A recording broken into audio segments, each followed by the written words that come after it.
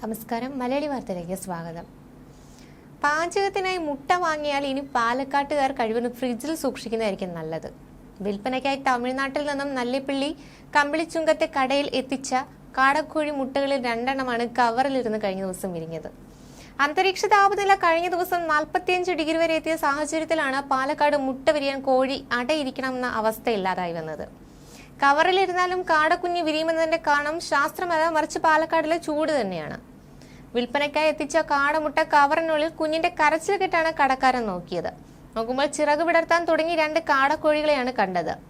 ഇവർക്ക് ഈ ചൂട് അതിജീവിക്കാനാവുമോ എന്നത് പാലക്കാട്ടെ ഇപ്പോഴത്തെ കാലാവസ്ഥയിൽ ആശങ്കയുണ്ടാകുന്നതാണ്. ഇതൊരു സൂചനയാണ്. അത്ര കണ്ട് സൂര്യന്റെ പ്രതാപം തുടരുമ്പോൾ ഇനിയും അതിശയമെന്ന് തോന്നുന്ന പലതും നമ്മൾ അനുഭവിച്ചറിയേണ്ടി വരും. മാനത്ത് മേഘം ഇരുണ്ടുമൂടാൻ പാലക്കാട്ടുകാർ ഇത്രയധികം ആഗ്രഹിച്ച മറ്റൊരു കാലം ഉണ്ടാവില്ലെന്നതും യാഥാർത്ഥ്യമാണ്. മറ്റു ജില്ലകളും സ്ഥിതി വ്യത്യസ്തമൊന്നുമല്ല. വേനൽ മഴയ്ക്കും ആശ്വാസം നൽകാനാത്ത കൊടും ചൂടാണ് ഇപ്പോൾ ഉയരുന്നത്. പാലക്കാട്, തൃശൂർ, കൊല്ലം, പത്തനംതിട്ട, കോഴിക്കോട്, കണ്ണൂർ, ആലപ്പുഴ ജില്ലകളിൽ മഞ്ഞ അലർട്ടാണ് പ്രഖ്യാപിച്ചിരിക്കുന്നത്.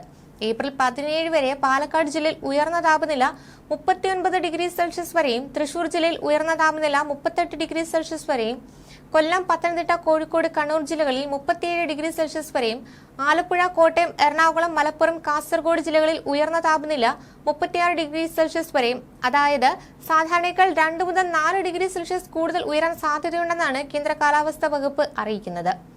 ഉയർന്ന താപനിലയും ഈർപ്പമുള്ള വായുവും കാരണം ഈ ജില്ലകളിൽ മലയോര മേഖലകളിൽ ഒഴികെ 2024 ഏപ്രിൽ 17 വരെ ചൂടും അസ്വസ്ഥതയുമുള്ള കാലാവസ്ഥയ്ക്ക് സാധ്യതയുണ്ട്.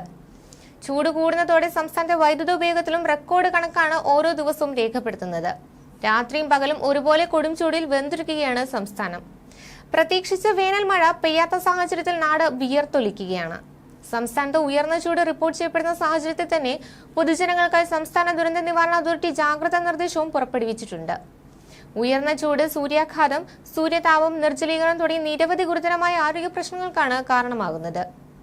അതുകൊണ്ട് പൊതുജനങ്ങൾ നിർദ്ദേശങ്ങൾ പാലിക്കേണ്ടതാണ്. പകൽ 11 മണി മുതൽ വൈകുന്നേരം 3 മണി വരെയുള്ള സമയത്ത് നേരിട്ട് ശരീരത്തിൽ കൂടുതൽ സമയം തുടർച്ചയായി സൂര്യപ്രകാശം ഏൽക്കുന്നത് ഒഴിവാക്കണം. പരമാവധി ശുദ്ധജലം കുടിക്കുക തന്നെ വേണം.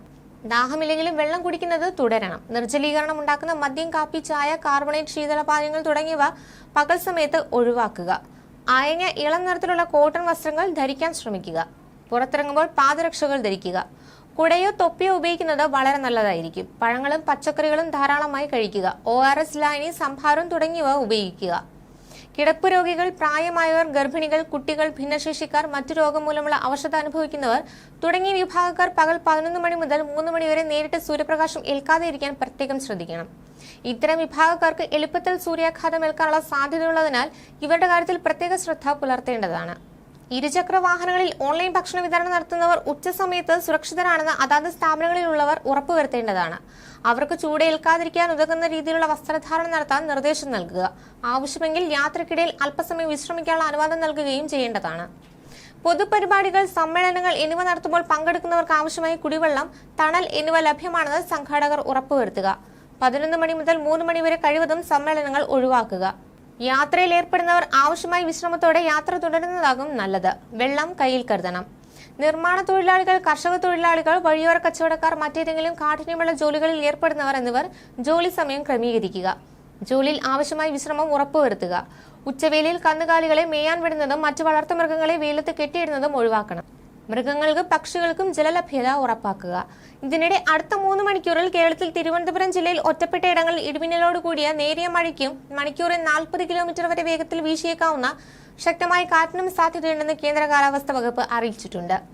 ഇടിമിന്നൽ ജാഗ്രതാ നിർദ്ദേശവും പുറപ്പെടുവിച്ചിട്ടുണ്ട്. ന്യൂസ് ഡെസ്ക്, മലയാളി വാർത്ത.